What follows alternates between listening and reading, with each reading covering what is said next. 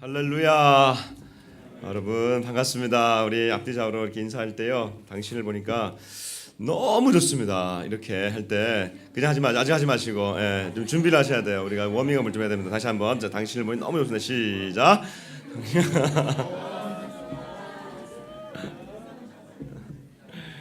너무 좋습니다. 이 봄날에 여러분들 보니까 너무 좋습니다.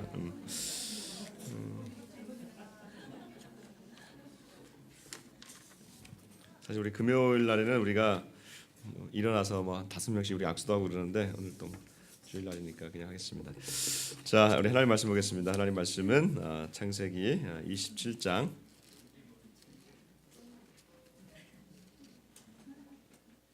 1절에서 45절까지인데요. 제가 29절까지 좀 빠른 속도로 읽고 30절부터 여러분들이 같이 또 교독하도록 하겠습니다. 창세기 27장입니다. 제가 먼저 1절부터 29절까지 읽겠습니다. 이삭의 나이가 많아 눈이 어두워 잘 보지 못하더니 맏아들 에서를 불러 이르되 내 아들아 하매 그가 이르되 내가 여기 있나이다 하니 이삭이 이르되 내가 이제 늙어 어느 날 죽을는지 알지 못하니 그런즉 내 기구 곧 화살통과 활을 가지고 들에 가서 나를 위하여 사냥하여 내가 즐기는 별미를 만들어 내게로 가져와서 먹게 하여 내가 죽기 전에 내 마음껏 내게 축복하게 하라. 이삭이 그의 아들 에서에게 말할 때에 리브가가 들었더니 에서가 사냥하여 오르고 들로 나가매 리브가가 그의 아들 야곱에게 말하여 이르되 내 아버지가 내 형 에서에게 말씀하신 것을 내가 들으니 이르시기를 나를 위하여 사냥하여 가져다가 별미를 만들어 내가 먹게 하여 죽기 전에 여호와 앞에서 네게 축복하게 하라 하셨으니 그런즉 내 아들아 내 말을 따라 내가 네게 명하는 대로 염소떼에 가서 거기서 좋은 염소 새끼 2마리를 내게로 가져오면 내가 그것으로 네 아버지를 위하여 그가 즐기시는 별미를 만들리니 네가 그것을 네 아버지께 가져다 드려서 그가 죽기 전에 네게 축복하기 위하여 잡수시게 하라. 야곱이 그 어머니 리브가에게 이르되 내 형 에서는 털이 많은 사람이요 나는 매끈매끈한 사람인즉 아버지께서 나를 만지실 때 내가 아버지의 눈에 속이는 자로 보일지라 복은 고사하고 저주를 받을까 하나이다. 어머니가 그에게 이르되 내 아들아 너희의 저주는 내게로 돌리리니 내 말만 따르고 가서 가져오라.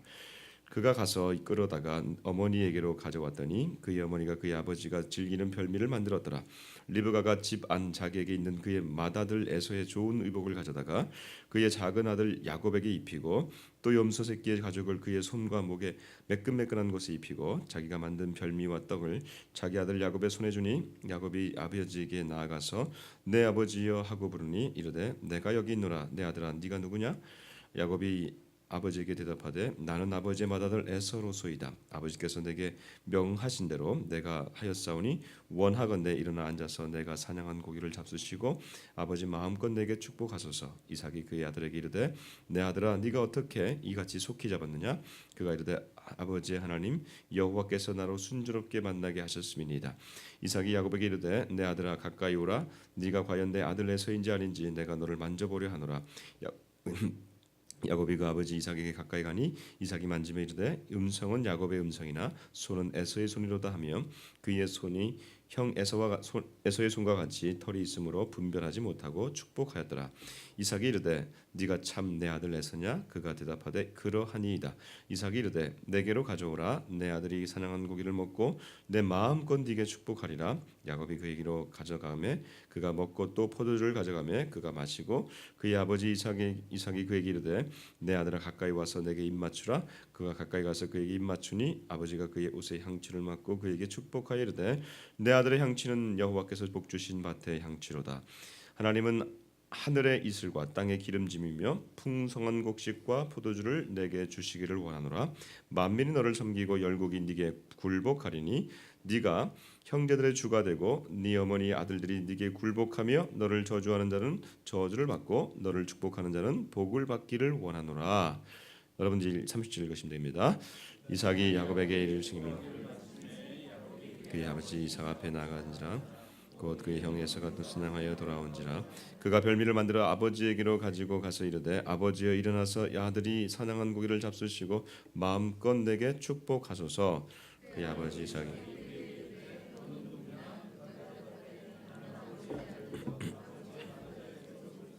이삭이 심히 크게 떨며 이르되 그러면 사냥한 고기를 내게 가져온 자가 누구냐? 네가 오기 전에 내가 다 먹고 그를 위하여 축복하였은즉 그가 반드시 복을 받을 것이니라. 에서가 그의 아버지의 말을 듣고 내 아버지여 내게 축복하소서 내게도 그리하소서. 이삭이 이르되 네 아우가 와서 속여 내 복을 빼앗았도다. 에서가 이르되 그 이름을 야곱이라 함이 합당하지 아니니까 그가 나를 속임이 이번이 두 번째니이다. 전에는 나의 장자의 명분을 빼앗고 이제는 내 복을 빼앗았나이다. 또 이르되 아버지께서 나를 위하여 빌복을 남기지 아니하셨나이까.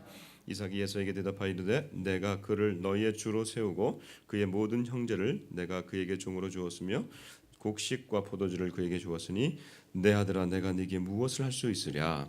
에서가 아버지에게 이르되 내 아버지여 아버지가 빌복이 이 하나뿐이리이까 내 아버지여 내게 축복하소서 내게도 그리하소서 하고 소리를 높여 우니 그 아버지 이삭이 그에게 대답하여 이르되 네 주소는 땅의 기름짐에서 멀고 내리는 하늘 이스라엘 것이며 너는 칼을 믿고 생활하겠고 내 아우를 섬길 것이며 네가 매임을 벗을 때에는 그 멍에를 네 목에서 떨쳐버리라 하였더라. 그의 아버지가 야곱에게 축복한 그 축복으로 말미암아 에서가 야곱을 미워하여 심중에 이르기를 아버지를 곡할 때가 가까웠은즉 내가 내 아우 야곱을 죽이리라 하였더니 맏아들 에서의 이 말이 리브가에게 들리매 이에 사람을 보내어 작은 아들 야곱을 불러 그에게 이르되 네 형 에서가 너를 죽여 그 한을 풀려하니 내 아들아 내 말을 따라 일어나 하란으로 가서 내 오라버니 라반에게로 피신하여 내 형의 분노 날 동안 그와 함께 다 같이 내 형의 분노가 풀려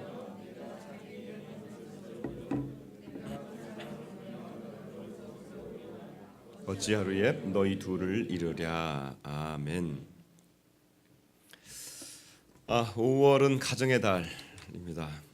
어린이날도 있고 어버이날도 있고 부부의 날도 있더라고요. 5월 20일이니까 부부의 날도 있습니다. 좀 살펴보니까 북한에서도 어린이날이 있는데 북한에서는 어린이날이 6월 1일이고 그다음에 어버이날 대신에 어머니날로 섬기는데 지키는데 11월 16일로 되어 있더라고요. 그래서 이거 보면서 다르구나 생각을 했습니다. 미국, 일본, 영국에서도 어버이날 대신에 이제 어머니날로 섬기는데 5월 둘째 주, 그러니까 일요일로 좀 지키고 있습니다. 자, 이처럼 5월에 이제 이런 어머니날, 어버이날 이런 것들을 우리가 지키는 걸 보면서 우리가 하나님이 가정의 달로 우리가 주시는구나라는 생각을 또 해보게 됩니다. 오늘 본문은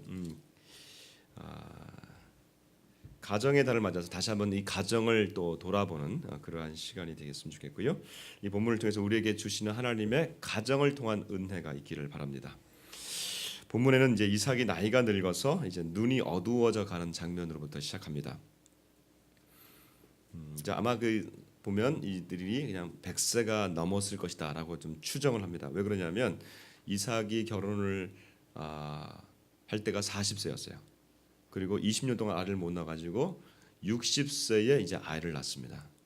그러고 난 다음에 그 첫 아들 에서가 40세에 결혼했으니까 이제 이미 벌써 100세가 좀 넘은 거예요. 여러분 이제 생각해 보시죠. 100세가 넘은 이 할아버지 눈이 이제 어두워지는 건 좀 당연하겠고 이제 얼마 남지 않은 중요한 이제 이 날에 중요한 과제가 하나 있습니다. 그게 뭘까요? 하나님이 그의 아버지를 부르셔서 축복해 줬던 그 축복권, 그 축복을 이삭도 받았고 이제 이삭도 이제 죽어가니까 그의 두 아들 즉 에서와 야곱의 이 두 아들에게 이제 축복을 내리는 장면이 굉장히 중요한 장면이 이제 남아 있습니다. 근데 이 축복을 이제 한 아들에게 줘야 되는데 이제 이게 참 문제입니다. 여러분 생각에는 이 축복을 누구에게 줬으면 좋겠어요? 생각이 없으시죠? 아침에 이 누구에게 주고 싶냐면 아버지는 당연히 아들이니까 큰 아들에게 에서에게 주고 싶습니다. 또 에서를 좋아했습니다. 근데 또 한편으로 그의 엄마, 그의 부인 리브가는 둘째인 야곱에게 주고 싶어합니다. 근데 문제는 뭐냐면 축복권을 리브가가 줄 수 있습니까? 이삭이 줄 수 있습니까? 이삭이 주는 거예요. 그러니까 이삭은 자기가 원하는 대로 첫 번째 아들인 에서에게 축복권을 주기 위해서 이렇게 그를 부릅니다. 아들아, 네가 사냥을 잘하니까 네가 가서 오늘 맛있는 그 사냥감을 가지고 와서 별미를 만들어라. 내가 그걸 먹고 내가 너에게 마음껏 축복해 주겠다 하면서 그가 이제 에서가 그 얘기를 듣고 나가는 장면입니다. 근데 문제는 여기 뭐가 있냐면, 문제는 리브가가 그 옆에서, 엄마가 그 옆에서 그 부인이, 아니 남편이 하는 얘기를 들었다는 게 문제입니다. 이게 못 들었으면 문제가 아닌데 리브가가 그 얘기를 듣고 다른 것을 꾸밉니다. 가뜩이나 이 리브가는 이 에서 첫 아들을 굉장히 좋아하지 않았습니다. 왜냐하면 그 지방의 그 가나안 지방의 여인과 결혼을 했기 때문에 굉장히 싫어하고 있습니다. 그래서 그가 살그머니 야곱을 둘째를 불러서 작전 지시를 내립니다. 그게 뭐냐 하면 결국은 형을 대신해서 네가 축복을 받아야 되는데 양 2마리를 가져와라. 염소 2마리를 가져와라. 염소 2마리를 가져오면 내가 그 염소로 사냥감이라고 속여서 내가 아버지에게 별미를 갖다 주겠다. 염소 새끼의 털을 네 손과 목에다가 다 발라서, 에서는 원래 형은 이 털이 많으니까 그 털을 에서의 털로 변장시키자. 그래서 이 첫째를 폐위하고 둘째에게 이 복이 흘러갈 수 있도록 지금 축복을 가로채는 일입니다. 자, 우리 많은 얘기를 들었습니다만 통상적으로 우리가 이걸 볼 때 야곱이, 우리는 생각할 때 야곱이 이 복을 가로챘다고 합니다. 그렇죠? 야곱이 에서의 복을 가로챘다고 그러는데 잘 보면, 이 가정을 잘 보면요, 그렇지 않아요. 이 가정은 총체적으로 문제가 있는 집이었어요. 한 명씩 살펴봅시다. 아버지 이삭은 뭐 별 문제 없는 것 같지만 사실은 문제가 많습니다. 왜냐하면 첫 번째 그 21장 7절에 보니까 이삭이 나이 많아 눈이 어두워졌다. 이 눈이 어두워졌다고 하는 것은 성경에 보면 특별히 아버지로서, 지도자로서 눈이 어두워졌다고 하는 표현은 영적으로 우둔해졌다고 하는 표현입니다. 단순히 나이가 많았다기보다도 그가 영적으로 우둔한 어떤 그런 것을 지금 보여주고 있는 그러한 장면인 것 같습니다. 그리고 이제 그가 나이가 많아서 이제 죽어갈 때가 됐으니까 이제 축복을 해야겠다라고 생각하지만, 또 잘 보면 그가 몇 살에 죽는지 아십니까? 180세에 죽습니다. 그러니까 만약에 100세 했다면 80년이나 더 있었던 건데 왜 이렇게 서둘렀을까? 뭔가 꿍꿍이 속이지 않았겠습니까? 여러분, 어머니 리브가를 보십시다. 리브가 보면 참 순종적이고 이쁜 여인이고 현숙한 여인 같은데 그렇지 않아요. 주도 면밀합니다. 뭐라고 얘기합니까? 염소 새끼를 가져오라고 얘기합니다. 그래서 다 발라줘서 이 아들을 위장시킵니다. 아주 주도 면밀해요. 더 나아가서 뭐라고 하는지 아십니까?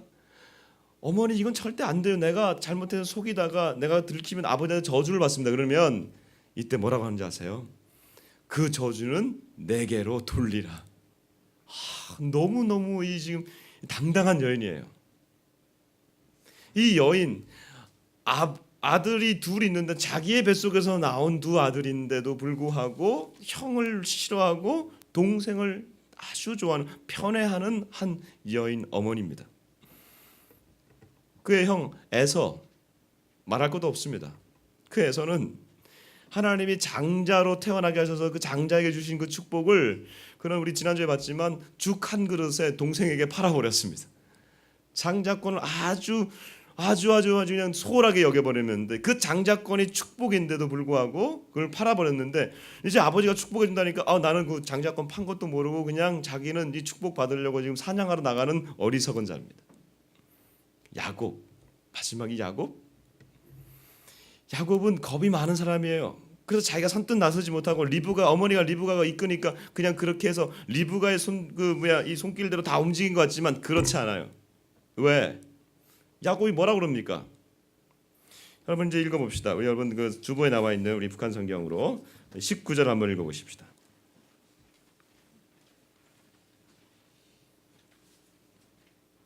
자, 19절 한번 읽어봅니다. 시작. 야곱이 대답하였다. 저는 아버지의 맏아들 에서옵니다.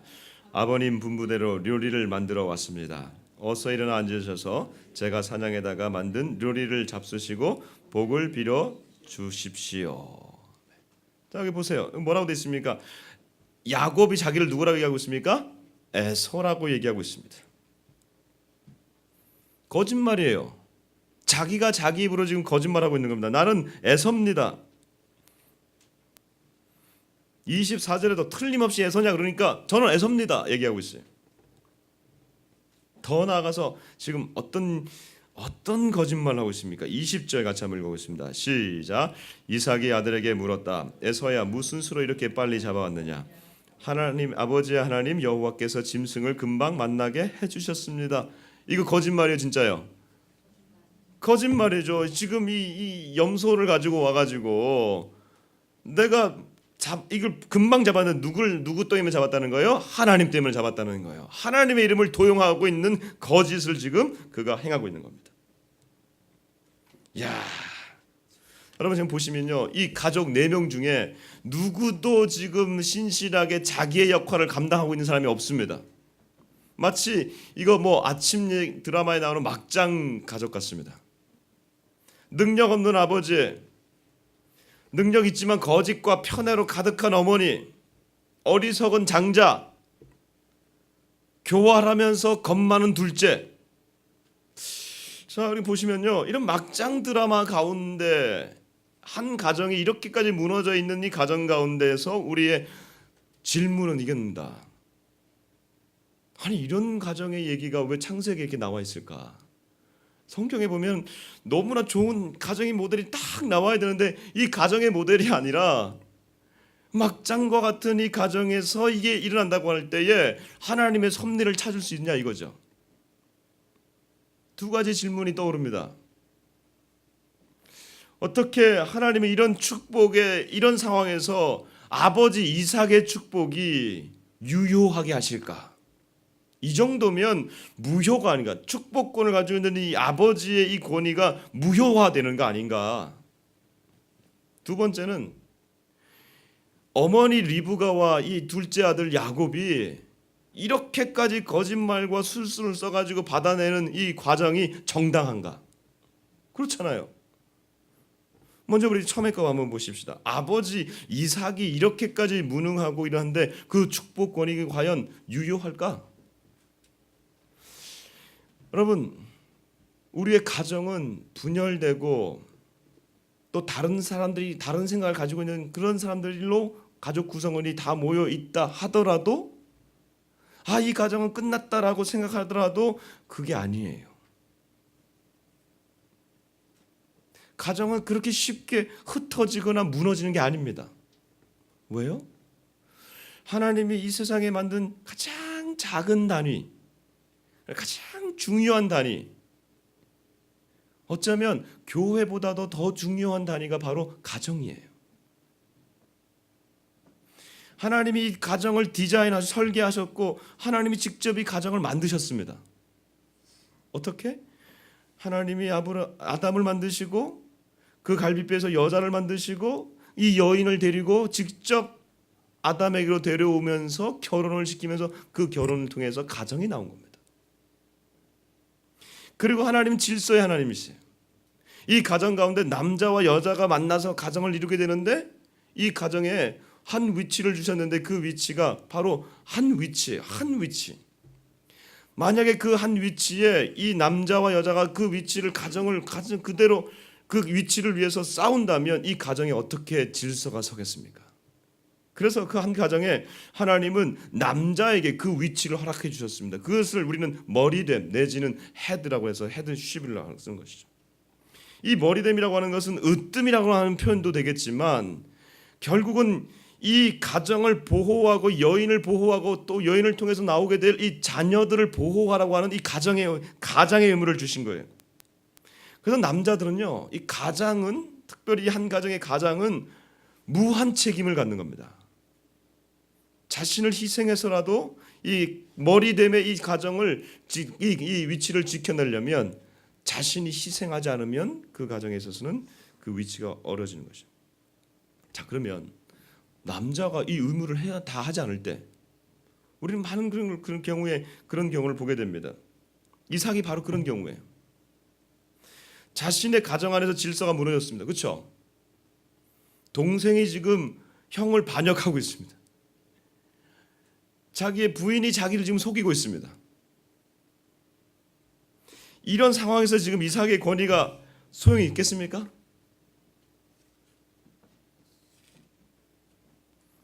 영적으로 굉장히 아둔해 보는 이 가장의 권위인 이 이삭. 근데 여러분 잘 생각해 보시면 지금 동생들이 그렇게 싸워요. 자녀들이 그렇게 싸웁니다. 리브가도 그렇게 막 거짓말을 하고 있습니다. 근데 뭐 때문에 그런 거예요? 뭐 때문에 이런 거예요 지금? 왜 가족이 이렇게 되는 거예요? 뭐 때문에? 축복 때문에. 그 복을 받으려고 지금 리브가도 그렇게 막 부인도 그렇게 속이고 있고 이 자녀들도 그렇게 싸우고 있는 겁니다. 뭐 때문에? 복 때문에. 근데 이 복을 지금 누가 주는 겁니까? 아버지입니까? 어머니입니까? 아버지예요. 가장의 권위가 무너져 있지만 그 가장의 권위를 통해서 무너진 그 가장의 권위를 통해서 복이 들어가는 거예요. 여러분 그 복이 어떤 복인지 한번 보십시다. 우리 27절부터 29절까지 한번 봅니다. 27절부터 29절까지 같이 한번 읽겠습니다. 시작. 그가 가까이 와서 입을 맞추자 야곱 내 아들에게서 풍기는 냄새 여호와께 복받은 들향기로구나. 하나님께서 아들 하나님께서 내신 이슬로 땅이 기름져 오곡이 풍성하고 술이 넘쳐나거라. 여러 백성은 너를 섬기고 여러 족속들은 내 앞에 엎드리리라. 너는 내 계로의 통치자가 되어 내 동기들이 내 앞에 엎드리리라. 너를 저주하는 자는 저주를 받고 너에게 복을 빌어주는 자는 사람은 복을 받으리라. 아멘. 여기 보면 지금 이 무너진 권위의 아버지, 가장의 아버지 이삭이 복을 내려주는데 한없는 복을 내려주는 거예요. 너를 저주하는 자는 저주를 받고 너를 축복하는 자는 복을 받으리라. 한량없는 복을 내려주는 이 장면. 근데 이 복이 또 어디서 오는 겁니까? 너를 저주하는 자는 저주를 받고 너를 복받는 자는 너를 복을 받으라. 이 복이 어디서 나온 겁니까? 하나님이 아브라함에게 그 이삭의 아버지에게 줬던 그 복을 지금 이 이삭이 다시 받아서 이 아들에게 흘려보내고 있는 거예요. 여러분, 그래서 지난주에 부모를 공경하라고 하는 그 말씀을 잠깐 나눴습니다. 어버이를 깊이 받드는 것, 이거는 심중 깊숙한 곳에 묵직한 계명이라고 그랬습니다. 부모를 통해서 좋은 복이 다 흘러 들어온다고 우리는 말씀을 배웠습니다. 그리고 우리의 부모가 예수를 이것은 믿든지 믿지 않든지 하나님이 우리에게 부모를 주셨다고 하는 것은 그 부모를 통해서 우리 가운데 복이 흘러 들어오는 겁니다. 이것은 하나님께서 우리에게 10계명을 주시고 5번째 계명으로 부모를 공경하라 이 말씀을 주신 겁니다. 그러니까 부모를 공경하지 않아도요 우리는 신앙생활을 할 수 있습니다. 신앙생활은 우리가 할 수 있어요. 교회 다닐 수 있어요. 그러나 부모로부터 내려오고 있는 엄청난 이 복을 우리가 그걸 도외시하고 신앙생활을 할 수 있는 겁니다. 여러분 몇 년 전에 그 작고한 이민아 변호사라고 혹시 아시나요? 한국 교회에 굉장히 유명하셨던 분이죠. 이분의 인생이 참 기구한 인생이었습니다. 그의 아버지는 한국 최고의 지성인 이어령 박사시고 문화부 장관도 하셨고 정말 대단한 분이십니다. 한국의 아주 엘리트 중에 엘리트라고 할 수 있는 분인데 그분 밑에서 굉장히 엄한 시절을 보냈습니다. 그래서 이 여인이 어린 시절에 이 아버지의 굴레에서 벗어나고 싶어가지고 빨리 결혼을 했어요. 그리고 미국으로 도피하면서 도피 결혼을 했는데 그가 선택한 한 남자가 소설가 김한길 씨입니다. 얼마 전에 야당 대표까지 했던 분이시죠. 근데 그 두 사람 사이에 아이가 나왔는데 그 아이가 첫 번째 아들이 19세가 됐을 때 갑자기 쓰러져서 며칠 만에 그냥 병원에서 죽어버렸습니다. 이 사건으로 인해서 이 가정이 파탄에 이르게 되었다고 합니다. 그리고 이 여인이 다시 재혼을 해서 둘째 아이를 낳았는데 이 둘째 아이가 낳자마자 특수 자폐를 가진 아이로 태어났습니다. 얼마나 희한합니까? 첫째 아이를 날로 하늘로 보내고 둘째 아들로 하는데 그런 병을 가지고 태어났으니 얼마나 힘듭니까? 그런 와중에 이 여인이 예수를 믿게 된 겁니다. 그 힘든 상황 가운데 예수를 믿고 나아가는데 우리가 예수 믿으면 복 받아야 되는데 희한하게도 이 여인에게 또 다른 질병이 찾아왔습니다. 그게 뭐냐면 눈이 실명되어져 가는 병이었습니다. 병원에 가서도 이것은 찾을 수가 없는 병이랍니다. 이때 그의 아버지 이어령 박사가 그의 딸을 위해서 딸을 보고 한탄하면서 철저한 무신론자였던 그가 이런 기도를 드립니다. 그가 나중에 쓴 지성에서 영성으로라는 책이 유명한 베스트셀러가 나왔죠. 거기에 보면 이 대목에 대해서 이렇게 얘기하고 있습니다. 미나가 만약 하나님을 믿지 않게 된다면 무엇이 남을까? 나도 모르게 나는 땅바닥에 엎드려 기도를 드렸습니다. 제발 미나를 위해 저 불쌍한 사람들을 위해 하나님은 꼭 계셔야 한다고 황급히 무릎을 꿇었습니다. 하나님이 찬란한 빛과 아름다운 광경, 생명이 넘쳐나는 이 세상 모든 것을 당신께서 만드시지 않았습니까? 그런데 왜 당신의 딸 미나에게 그 빛을 거두려 하십니까? 만일 미나가 어제 본 것을 내일 볼 수 있고 오늘 본 내 얼굴을 내일 또 볼 수 있게만 해주신다면 저는 남은 생을 주님께 바치겠습니다. 지금 무신론자가 드리는 기도입니다. 아주 작은 힘이지만 제가 가지고 있는 것이라고는 글을 쓰는 것과 말하는 철한 능력밖에 없사오니 그것이라도 좋으시다면 당신께서 이루시고자 하는 일에 쓰실 수 있도록 바치겠나이다. 그의 죽어 실명되어져 가는 이 딸을 향해서 그가 무신론자가 하나님을 믿지 않는 그 아버지가 기도를 드린 겁니다. 근데 여러분 신기한 일이 났습니다. 이 아버지의 기도 이후에 이 여인의 눈이 돌아왔습니다.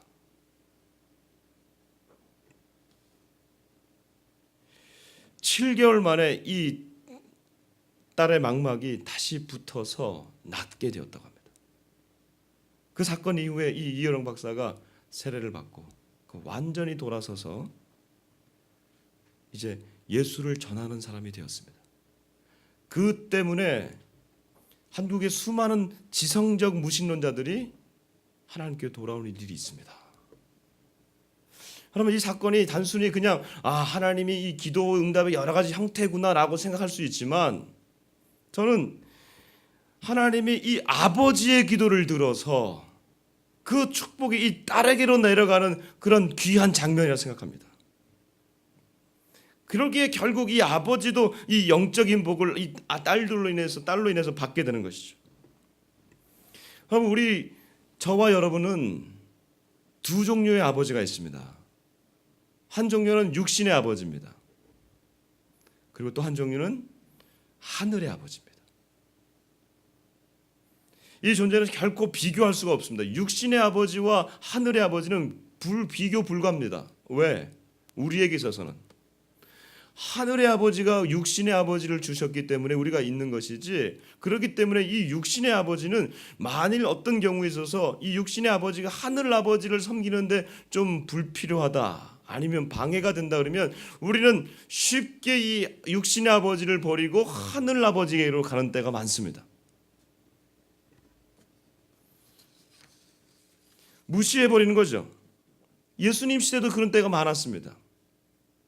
예수님 시대 때도 예수님께서 고르반이라고 하는 표현을 씁니다. 이 고르반이라고 하는 뜻은 코르판이라고 해가지고 이게 뭐냐면 하나님께 바쳐졌다 이런 뜻입니다. 이걸 언제 쓰느냐? 이스라엘 백성들이 분명히 하나님께서 내 부모를 공경하라라고 말씀을 주셨음에도 불구하고 이 부모를 공경한다는 게 여러분 그냥 우리가 마음으로도 하고 시간도 쓰지만 사실 우리가 부모를 공경하는 것이 가장 현실적인 표현이 뭡니까? 물질로 섬기는 거 아니겠어요? 무슨 재정적 어떤 필요를 채워주는 거 아니겠어요? 그럼에도 불구하고 부모를 섬겨야 되는 그런 재정적에 있어서 우리는 어떻게 하냐면, 우리가 아니라 이스라엘 백성들이 어떻게 하냐면 고르반했다는 겁니다. 즉 부모에게 가야 될 그 물질이 있음에도 불구하고 이건 하나님께 드렸기 때문에 내가 부모에게는 이 책임은 면제가 된다는 것이죠. 이 상황에 대해서 예수님께서 청명하시는 겁니다. 너희가 고르반하였다고 하는 겁니다.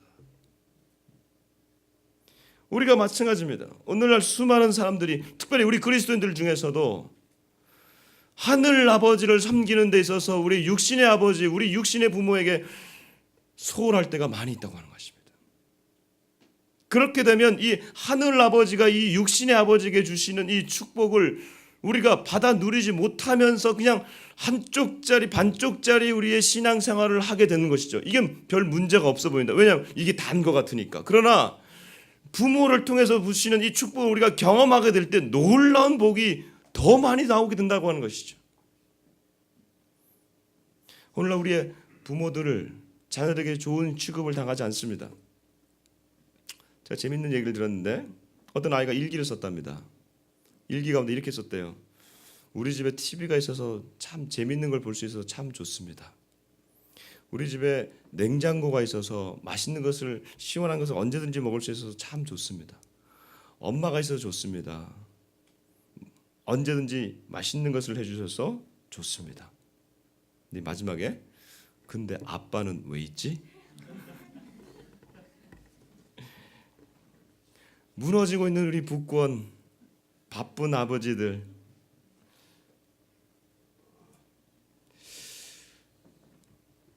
가정의 부권이 점점 무너지고 있습니다.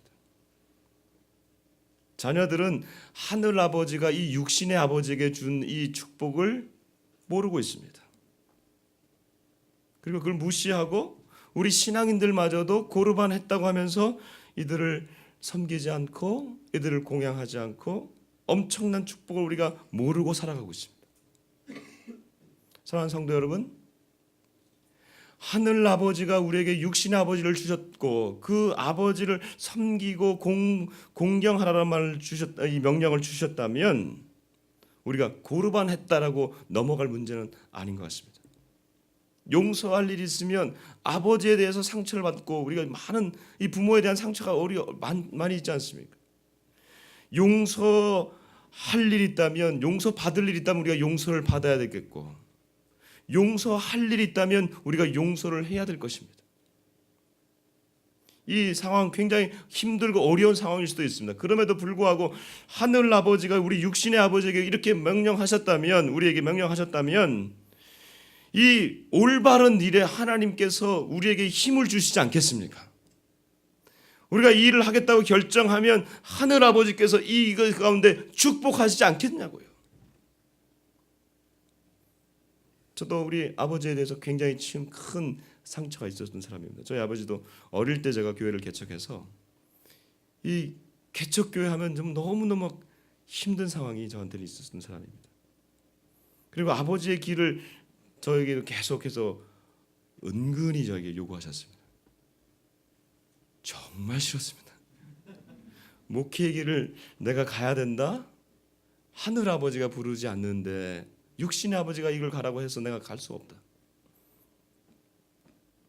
나중에 이 모든 것을 다 겪게 되고 수련을 갔는데, 대학생 수련을 갔는데 그때 은혜를 받았습니다.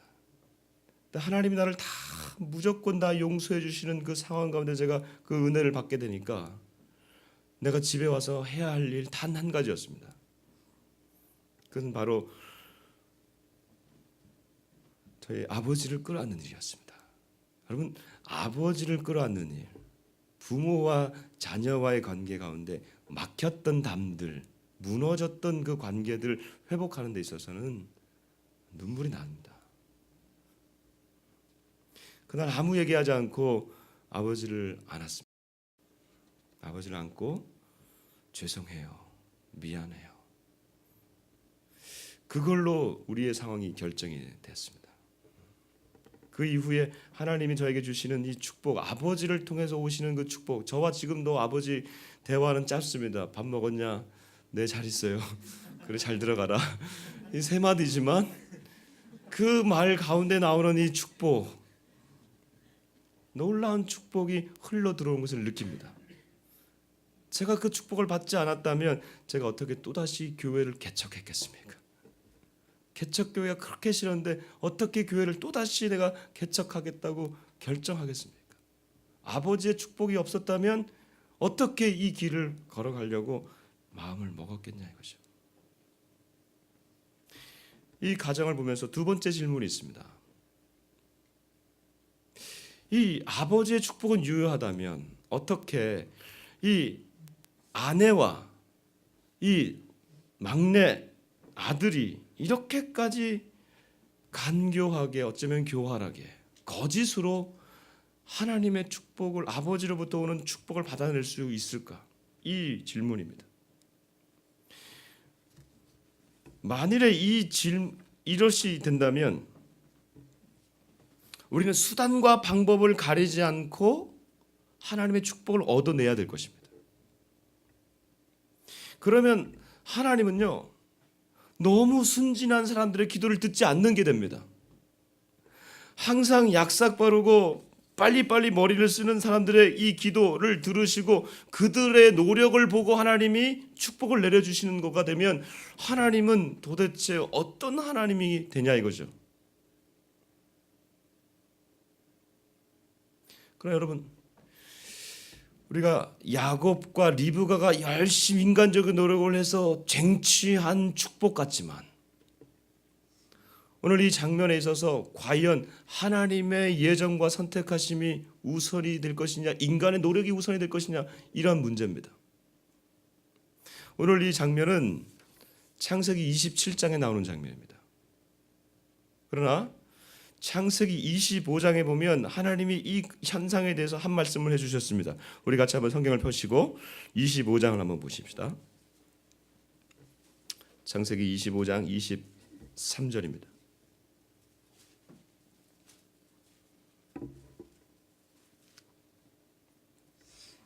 같이 한번 읽어보겠습니다. 시작. 여호와께서 그에게 이르시되 두 국민이 내 태중에 있구나. 두 민족이 내 복중에서부터 나누이리라. 이 족속이 저 족속보다 강하겠고 큰 자가 어린 자를 섬기리라 하셨더라. 아멘. 25장에 이미 이 두 아이들이 어머니의 뱃속에 있을 때에 하나님이 지금 미리 말씀해 주셨습니다. 이걸 우리는 가지고 예언이라고도 하고 하나님의 예정하심이라고도 얘기합니다. 그러니까 지금 리브가와 이 야곱이 모든 이 거짓과 속임수를 가지고 아버지에게서 이 축복을 따낸 것 같지만 더 깊게 들어가 보면 하나님의 축복이 인간의 잔재주나 어떤 그런 노력에 의해서 결정되는 게 아니라 하나님의 축복은 이미 도도하게 흘러가고 있는 것입니다. 인간의 그 수단과 방법과 어떨 때는 속임수까지도 하나님은 그것을 그 위에서 움직이시는 거죠. 이 장면이 어디서 나오냐면 우리 성경에 보시면 다시 본문으로 돌아오시면 33절, 27장 33절 같이 한번 읽어봅시다. 32절부터 32절 33절 같이 한번 읽어보겠습니다. 32절 34절 시작. 그의 아버지 이삭이 그에게 이르되 너는 누구냐? 그가 대답하되 나는 아버지의 아들 곧 아버지의 맏아들 에서로소이다. 이삭이 심히 크게 떨며 이르되 그러면 사냥한 고기를 내게 가져온 자가 누구냐? 네가 오기 전에 내가 다 먹고 그를 위하여 그가 반드시 복을 받을 것이니라. 아멘. 이때 이 지금 드디어 진짜 에서가 왔습니다. 진짜 에서가 와서 아버지 내가 왔습니다. 그러니까 진짜 에서로 생각하고 축복했던 그 아들이 알고 보니 둘째 야곱이었습니다. 이 상황을 보고 이삭이 심히 크게 떨고 있다라는 이 표현을 씁니다. 부들부들 떨고 있습니다. 우리 잘 생각하면 이것이 내가 이 둘째 아들 야곱에게 속았구나. 이 속아서 부들부들 떨고 있는 것처럼 생각될 수도 있습니다. 그러나 여러분 이삭이 25장에 리브가에게 얘기하셨던 이 예언하셨던 이 둘째가 큰 아들이 둘째를 섬기라고 하는 이 예언을 못 들었을까요? 이 리브가가 들었으면 이 리브가가 여보 내 뱃속에 두 아들이 있는데 둘째가 형을 지배할 것이라고 하는데요. 아마 이 얘기를 안 했을까요? 이 에서도 이 이삭 아버지 이삭도 이 알고 있었던 것이죠. 그래서 어쩌면 그가 수십 년 전에 이미 이 자기가 좋아하는 에서에게 축복하려고 이렇게 축복을 서둘렀는지도 모르겠습니다. 왜? 하나님의 계획은 하나님의 계획이고 나는 에서가 축복을 받아야 된다 생각하기 때문에 에서를 불러서 사냥을 해오라고 한 것이고 그리고 그 계획대로 된 것 같습니다.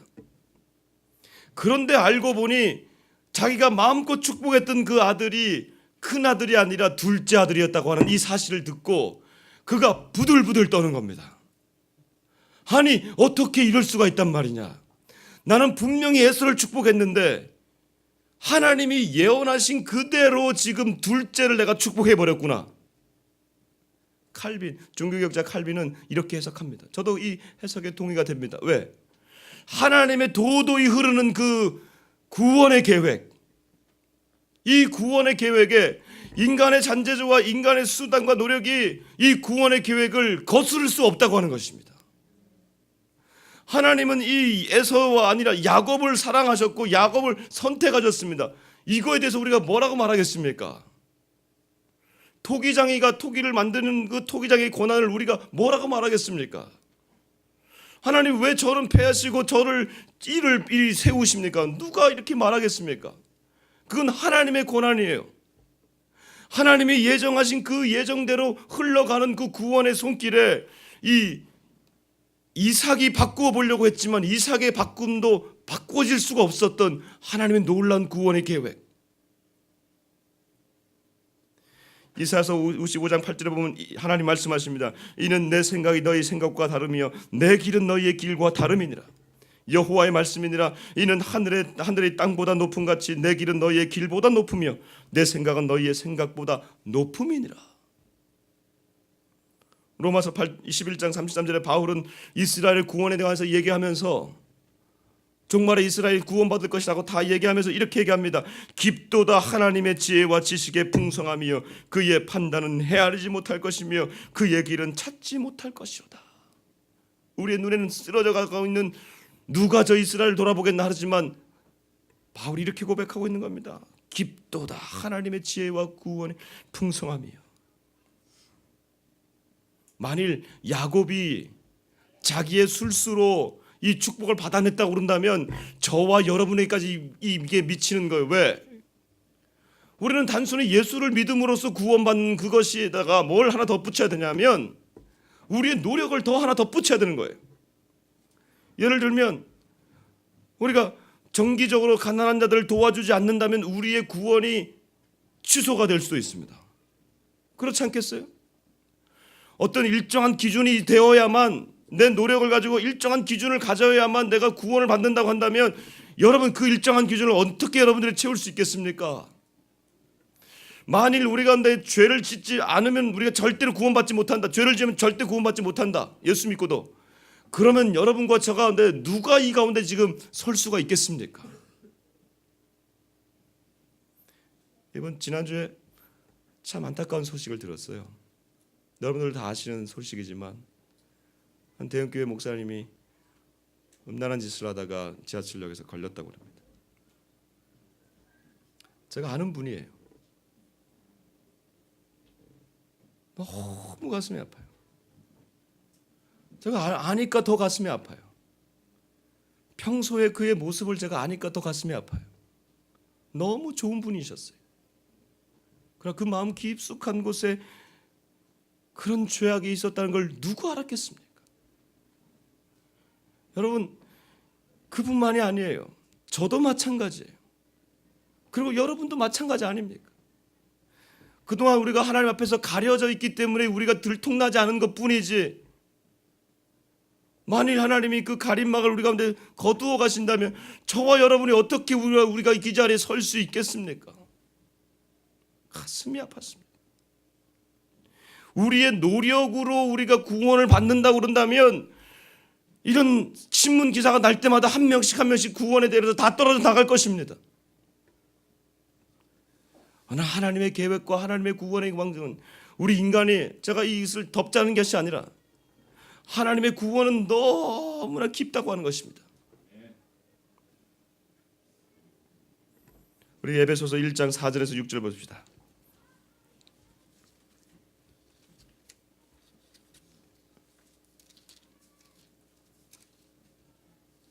에베소서 1장 4절에서 6절 신약성경 같이 한번 읽어보겠습니다.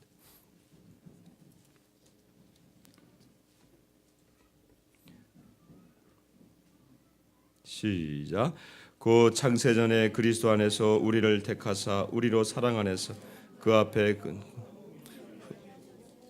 그 기쁘신 뜻대로 우리를 예정하사 예수 그리스도로 말미암아 자기의 아들들이 되게 하셨으니 이는 그가 사랑하시는 자 안에서 우리에게 거저 주시는 바 그의 은혜의 영광을 찬송하게 하려는 것이라. 아멘. 아멘. 하나님이 우리를 예정하셨습니다. 그 기쁘신 뜻대로 우리를 선택하셨습니다. 우리의 노력이 아니라 하나님의 선택과 예정으로 우리의 구원이 하나씩 하나씩 이루어지고 있다고 하는 사실, 이 앞에 우리가 두렵고 떨리는 그 자세일 뿐입니다. 이삭이 지금 두렵고 떨면서, 무서워서 떨면서 하고 있는 이 장면이 우리의 구원을 경험하게 될 때에, 아, 나를 하여금 이곳으로 보내신 하나님, 나로 하여금 이 자리에서 이 말씀을 듣게 하시는 이 하나님, 나의 온 과거를 통해서 어쩌다가 내가 그때 목사님을 만나고 어쩌다가 그때 내가 누구를 만나서 그때 이 복음을 들었다고 한다면 이 이삭처럼 우리가 떨리고 두렵고 떨리는 마음이 드는 겁니다. 아, 나로 하여금 그 아픔을 겪게 하시더니 나로 하여금 이 말씀을 듣게 하시는구나. 두렵고 떨리면서 내 인생을 이렇게 하나님이 인도해 가시는구나. 우리가 경험하게 되는 것이죠. 여러분, 이 두렵고 떨리는 이 이삭의 이 표정을 보면서 우리가 무엇을 알 수 있습니까? 지난 과거를 우리가 해석할 수 있습니다. 내 인생 가운데 그렇게 힘들고 그 흑암의 터널을 우리가 뚫고 지나왔던 그것이 하나님의 구원의 계획을 이루려고 하시는 거구나 우리가 깨닫게 된다면, 이제 내가 앞으로 가야 될 그 길들, 미지의 길들 아닙니까? 누구도 우리 인생에 있어서 우리의 길들을 가본 사람이 없습니다. 그 길도 하나님이 이렇게 인도하시겠구나라고 하는 이 사실을 알게 되는 것입니다. 나로 하여금 이 길을 걸어가시게 하시는 하나님, 지금까지 인도하셔서 나로 하여금 이 구원의 길을 만나가셨다면 내 길은 하나님이 열어주시겠구나. 그 길 가운데로 내가 한 걸음 한 걸음 순종하며 걸어가면 되겠구나. 사랑하는 성도 여러분, 우리 어버이 주일을 맞이해서 하나님의 깊으신 구원의 계획을 우리가 깨닫게 됩니다. 저와 여러분, 육신의 부모를 통해서 이 땅에 태어났고 육신의 부모를 통해서 우리가 복을 받게 되었습니다. 그러나 궁극적인 축복은 하늘 아버지로부터 오는 것을 우리가 기억하십시다. 그리고 그 구원은 우리 인간의 노력이 아니라 하나님의 예정하심과 선택하심으로 흘러나오는 것입니다. 오늘 이 말씀을 들었다면 저와 여러분, 오늘 가서 꼭 실천해 보십시다. 육신의 부모님을 가까이 계시다면 꼭 안아주십시오. 꼭 안아보십시오. 북에 계시다면 전화로 기회가 된다면 꼭 사랑한다고, 당신 때문에 내가 이렇게 있습니다 라고 꼭 말씀을 전해주십시오. 믿지 않더라도 그 부모로부터 흘러나오는 이 축복을 여러분 계속해서 받아 누리시기를 주 이름으로 축복합니다. 하나님 감사합니다. 오늘 이 시간 가정을 위하여 기도하게 하시니 감사합니다. 나의 가정의 회복들이 나가여 주옵소서. 우리의 부모들이 예수 믿는 복을 허락하여 주시고 예수 믿고 변화되어 우리에게 하나님 그 축복을 내려줄 때에 놀라운 복들이 나의 자녀에게도 하나님 흘러갈 수 있도록 하나님 인도하여 주시기를 원합니다. 아버지, 기도합니다. 나를 구원하시기 위하여서 미리 예정하시고 선택하셨소. 하나님, 그 놀란 예수 그리스도의 그 십자가를 우리 가운데 적용시키시니 감사합니다. 하나님, 내가 믿고 싶어서 믿은 것이 아니라 하나님이 이렇게 예정하셔서 이렇게 믿게 하시니 감사하고 이 구원의 소식을 듣게 하시니 감사합니다. 내가 한 일이 없는데 하나님이 알게 하시고 예수 따르게 하시니 감사하고, 앞으로 하나님 아버지 이 길들을 계속해서 믿음으로 걸어갈 수 있는 우리 인생의 여정들 되게 하여 주옵소서. 그러한 가정들 되게 하여 주옵소서. 감사하며 예수님 이름으로 기도드립니다. 아멘. 아멘.